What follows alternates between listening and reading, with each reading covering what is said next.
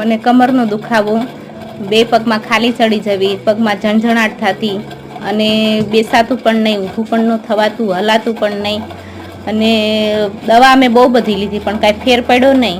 પછી અમે MRI કરાવ્યું. MRIમાં આવ્યું કે તમને ચોથા પાંચમા મણકાની વચ્ચેની નસ દબાઈ છે.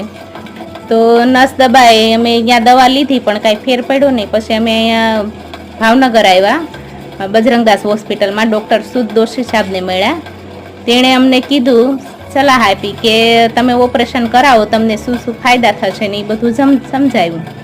અમે ઓપરેશન કરાવ્યું ને ત્રીજા દિવસે અમને રજા આપી દીધી.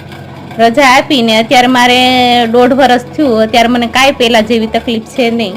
અત્યારે હવે મને સાવ સારું છે. હું જાતે બધું કામ કરું છું, બધું જ જાતે જ કરું છું. હવે સારું છે પહેલાં કરતાં.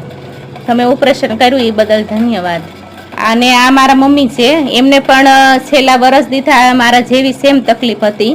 એણે હમણાં ઓપરેશન કર્યું, 15 દિવસ થયા.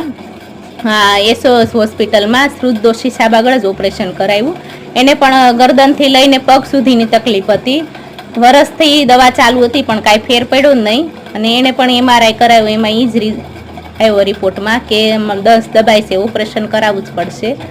ઓપરેશન કરાવ્યું ને ત્રીજા દિવસે રજા આપી દીધી. અને આજે 20 દિવસ થયા, કાંઈ તકલીફ છે નહીં, પહેલાં જેવી કાંઈ પણ તકલીફ છે નહીં. આ મારા મમ્મી છે, પૂછો કે કાંઈ રજા થયા પછી કાંઈ તકલીફ છે નહીં? કાંઈ તકલીફ નથી, સારું છે, પહેલાં કરતાં સારું છે.